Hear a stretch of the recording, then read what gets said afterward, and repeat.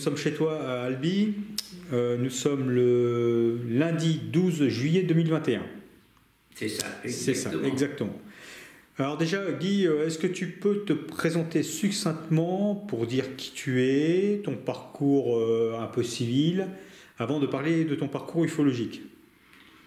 Bon, j'ai démarré très tôt dans un service public. Je travaillais à l'EDF. J'ai eu l'opportunité de pouvoir démarrer dans le système qu'on appelle informatique. Ça a évolué au fur et à mesure, et à partir du moment où je suis parti faire mon régiment, je me suis trouvé dans l'artillerie de campagne sur des engins blindés, et à un moment donné on a dû étudier au point de vue projectile des missiles anti-chars. Ce qui m'a permis à ce moment-là, en tant que chef de pièce d'artillerie de campagne sur engin blindé, et de me perfectionner dans ce qu'on peut appeler l'électronique. Après être parti en Algérie, ça a été autre chose, parce qu'on n'avait pas d'engin blindé ni de canon. Et à ma rentrée, comme j'avais un travail déjà promis et établi dans un service public à l'Électricité de France, j'ai continué en tant que technicien informatique de continuer dans ce métier. À l'époque, on étudiait tout un tas de possibilités de production thermique, et en 1971, j'ai été muté dans la région parisienne dans un service d'incinération des ordures ménagères qui produisait également de l'énergie électrique, mais aussi de la production vapeur. J'ai pu aussi travailler en collaboration avec des ingénieurs du laboratoire de Saint-Denis sur des problèmes de sécurité de centrales nucléaires, Saint-Laurent-des-Eaux et Gravelines. Bon, ceci a été fait jusqu'à la fin de mon travail dans les années 90. Et ça a été la fin de mes occupations travail. Je suis passé rapidement là-dessus. Par contre, en ce qui concerne les objets volants qu'on appelle non identifiés, moi j'appelle ça des phénomènes bizarres aériens ou pas, ça s'est passé en 3 phases. Une phase depuis ma jeunesse jusqu'à mon séjour en AFN, où on se complaisait à regarder les étoiles avec des objets qui faisaient ce que j'appelle le clown. Jusqu'à cette époque-là, bon, j'étais comme tout le monde, on appelait ça les soucoupes volantes. Il y a eu l'histoire du fameux Spoutnik, des choses qui se passaient, mais ça ne m'intéressait pas tellement. Pourquoi? Parce que j'étais très pris dans l'apprentissage de l'informatique et de mon travail. Ensuite, il y a eu une autre période, c'est que un membre de notre famille a eu des histoires avec des boules qu'on appelait des boules de l'Aveyron. C'était des boules qui faisaient à peu près 1 mètre de hauteur, carrément des boules translucides ressemblant à des perles. Et il y a eu des histoires semblables à celles de Robert Lortal dans l'Aveyron. Pendant de nombreuses années, il m'avait demandé d'essayer d'expliquer, de tenter d'expliquer par des enquêtes successives chaque année au moment des vacances de quoi il s'agissait. Je n'ai jamais réussi parce que ces enquêtes n'ont jamais pu aboutir. J'avais l'impression qu'on nous mettait des bâtons dans les roues. Jusqu'à son décès en 1993, le jour de Noël, peu de temps avant, il m'avait dit « Si tu veux, un jour, on les verra, je demanderai à les voir et tu pourras constater qu'il y a quelque chose qui existe après. » Quoi? Je n'ai jamais rien su. Et comme à l'époque, je faisais des petites enquêtes que j'envoyais à LDLN, à M. Veilit et puis ensuite à Joël Ménard. J'étais tellement attristé par son histoire parce que c'est un homme, une personne que j'aimais bien. J'ai tout foutu mes archives en l'air pour les reprendre en l'année 2011, après avoir connu une histoire semblable qui avait été vécue par Omer Lortal. Je parle bien des 6 premiers mois de son histoire, l'histoire de l'apparition des boules de l'Aveyron, mais pas ce qui s'est passé après. On avait donc mené une contre-enquête qui a duré un bon moment avec un jeune que j'avais connu, à qui il était arrivé aussi des aventures semblables, notamment à ses parents, jusque l'année 2012-2013. Ensuite, je me suis plus rapproché des gens qui s'occupaient de ce qu'on appelle l'ufologie,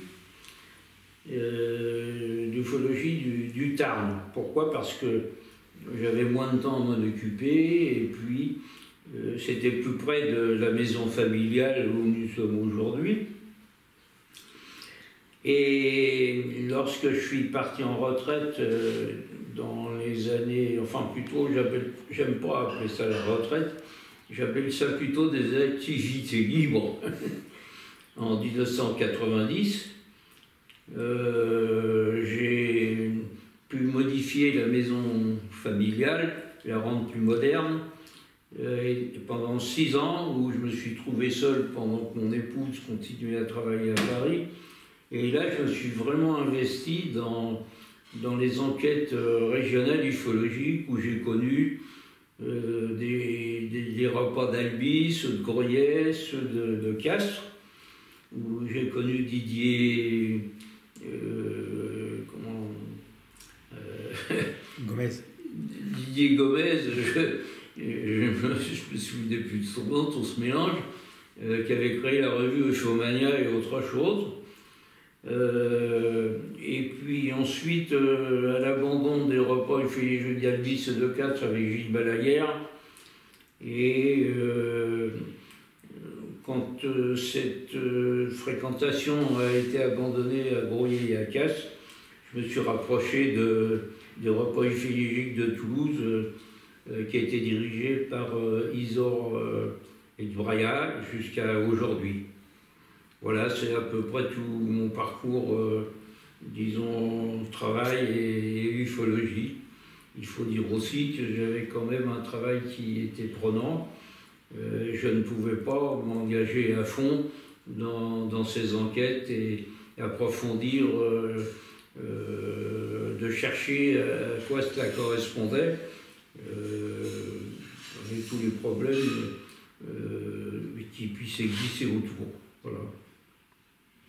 D'accord. Néanmoins, je sais que tu fais partie de ce qu'on appelle les mousquetaires.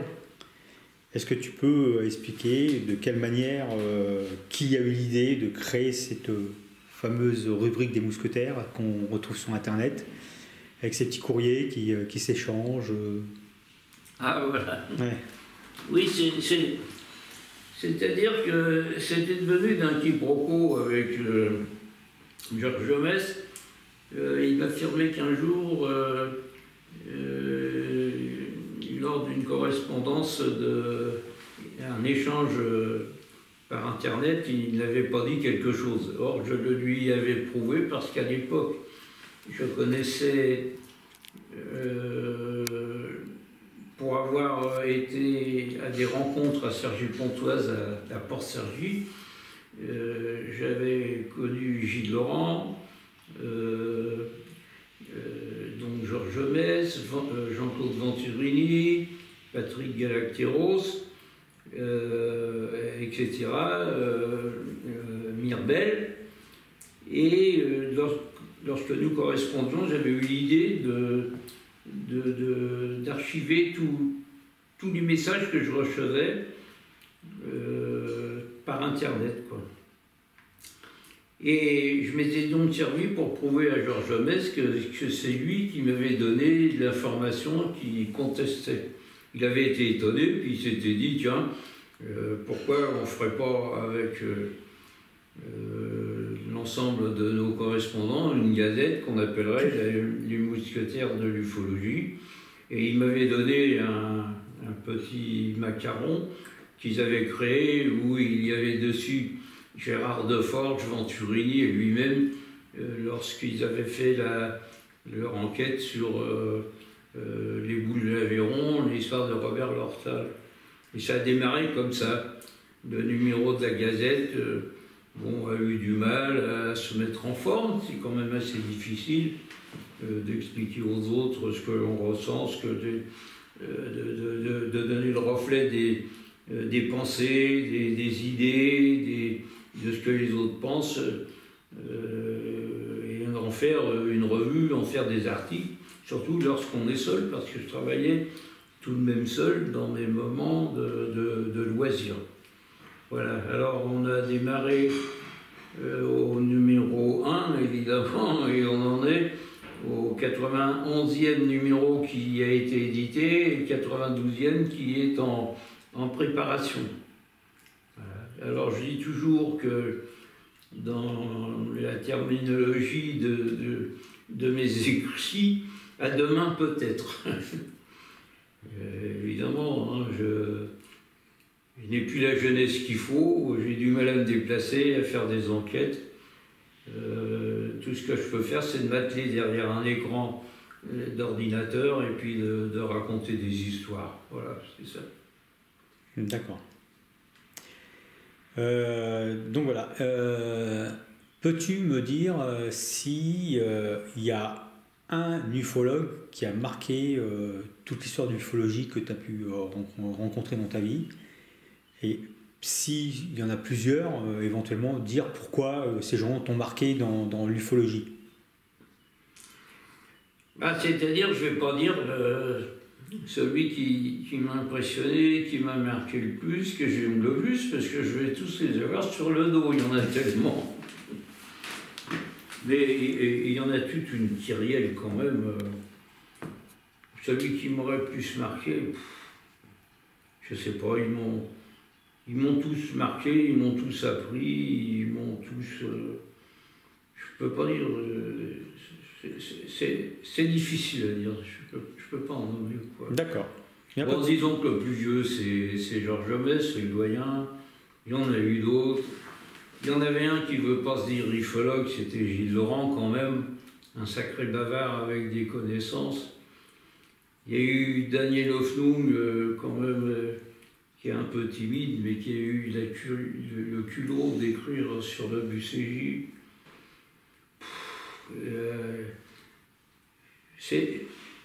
Je le répète, je ne peux pas le dire. Tous m'ont apporté, je trouve tous intéressants. D'accord. Dans le même style, peux-tu dire quel témoignage ou quelle histoire dans l'ufologie des témoignages a été quelque chose qui t'a marqué aussi un peu? Je prends par exemple l'affaire de Roro ou peut-être Sergi Pontoise, ce qui s'est passé par là-bas ou... Alors moi, en ce qui me concerne, ça a été l'histoire de ce que j'appelle la boule du cimetière de Pantin. Ça a été une chose terrible. Enfin, pas terrible, c'est pas terrible, je me suis mal exprimé, qui m'a beaucoup marqué. Parce que jusqu'alors, il y avait des pour, il y avait des contre, je croyais pas, il y avait ceci, cela, ça dépendait de choses. Ici, j'ai fait des enquêtes, j'en ai éliminé.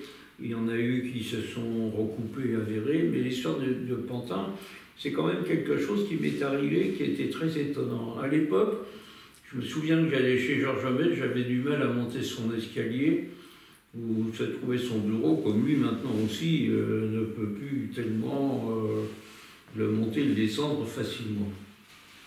Et puis un jour, au moment des fêtes de la Toussaint, je me trouve avec mon épouse au cimetière de Pantin pour aller arranger les tombes. C'est une affaire d'ordre familial, un respect pour ceux qui ont disparu. on va sur les tombes de ses grands-parents et une tombe qui est à côté d'un de ses oncles et tantes. Et elle me demande d'aller chercher de l'eau.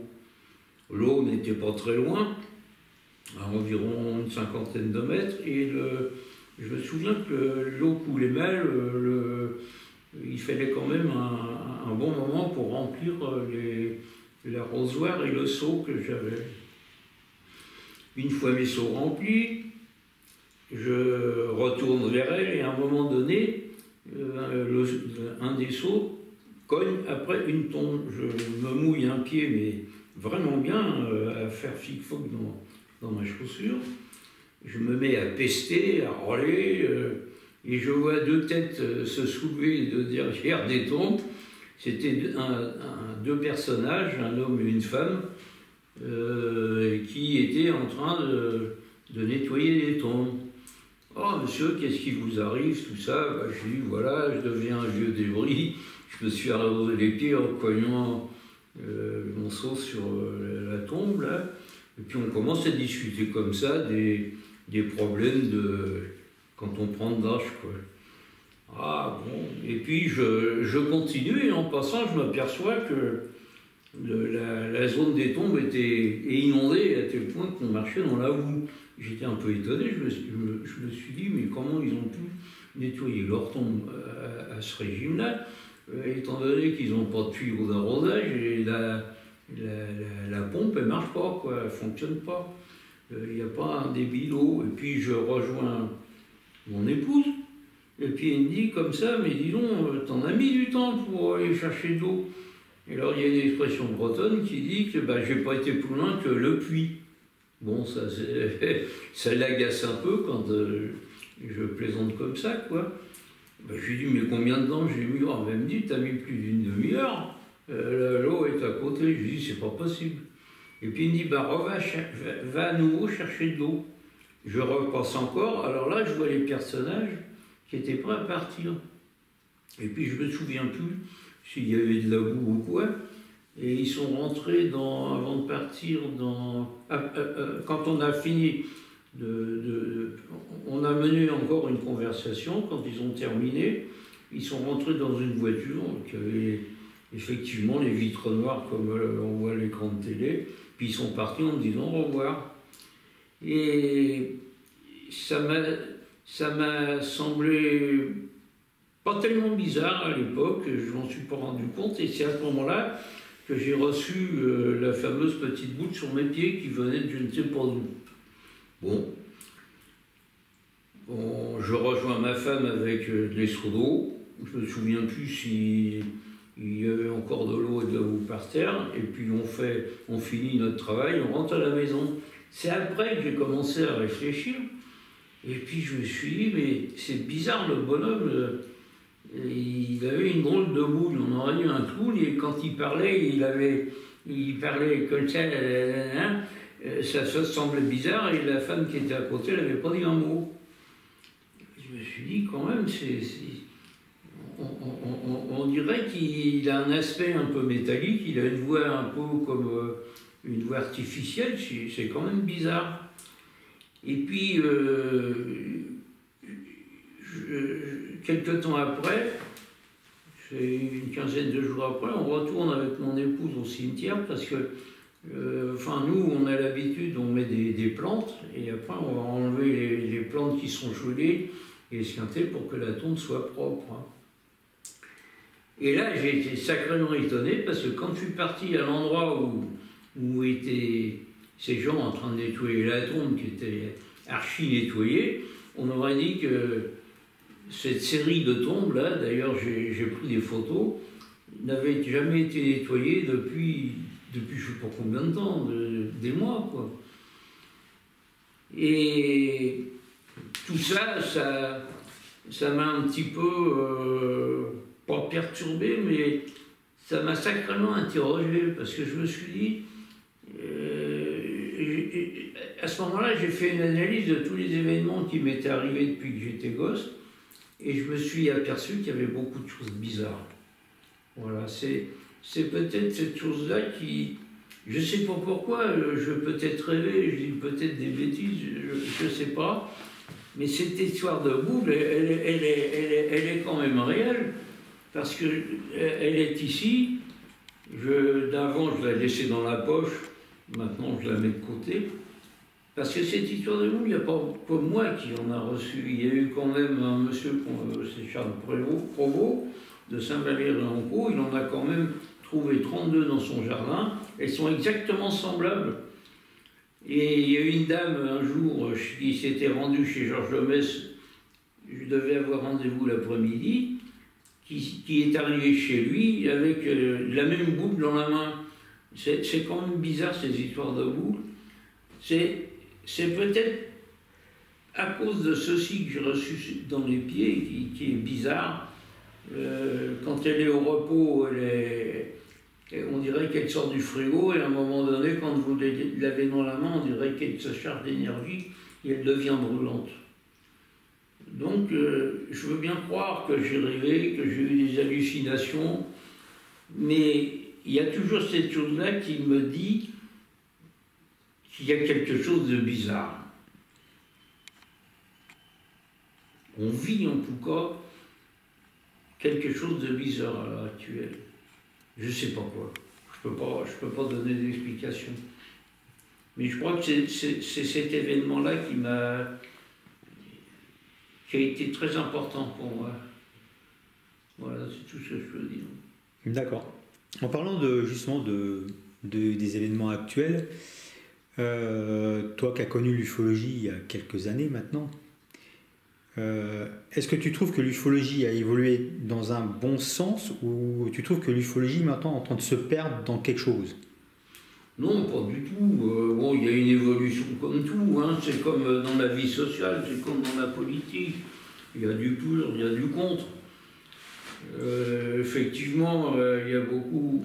C'est toujours une histoire un peu comme la religion, hein, comme les différentes religions. On y croit, on n'y croit pas. Moi, j'ai peut-être une chance, c'est de croire surtout à la nature, étant donné mon éducation...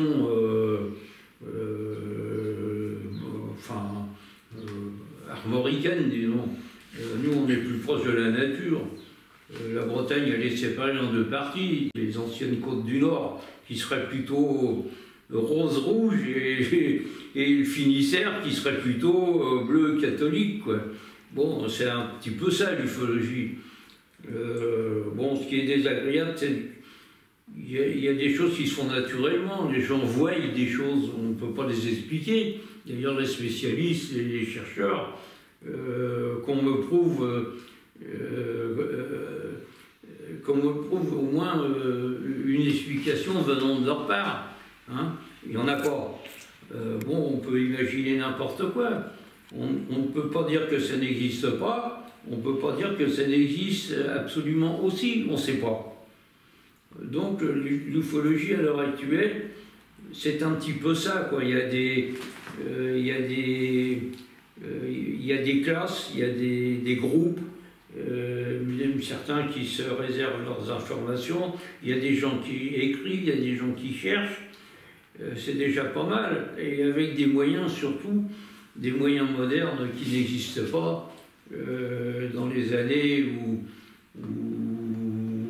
je vais donner une date de démarrage, 1967 pour moi. Voilà.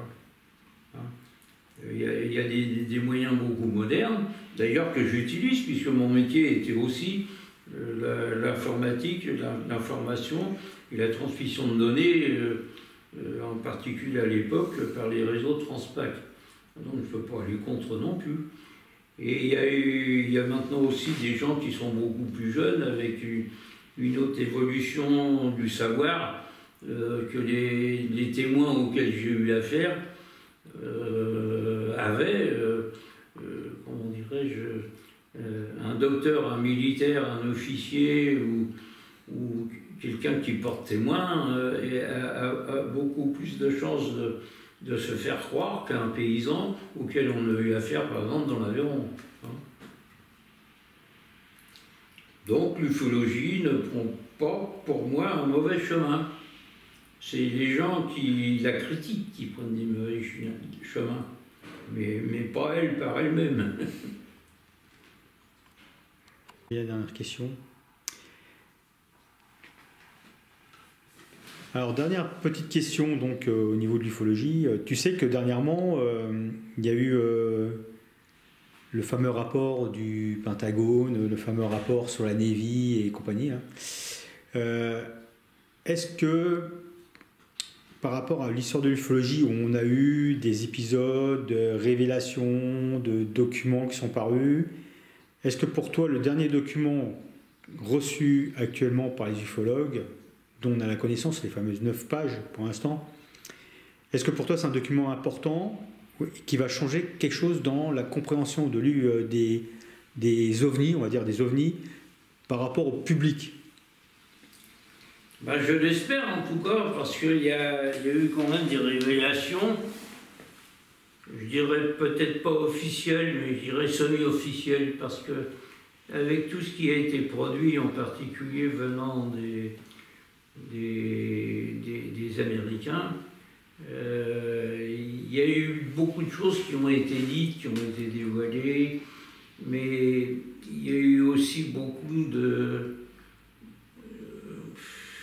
d'informations qui ont été, comment dirais-je, révélées, mais pourquoi, je ne sais pas. Personnellement, j'ai tellement été déçu par tout ce qui a été dit, d'un côté et de l'autre. Pour moi, il faut encore attendre. Il faudrait encore attendre. Il y a des choses qui se révèlent, parce qu'ils ne peuvent pas faire autrement. Hein. Il y a trop de gens qui ont vu des choses bizarres, des phénomènes bizarres, que ce soit au niveau de l'espace, du ciel, de la terre et de l'eau. Je ne sais pas. Je sais pas. Je sais pas.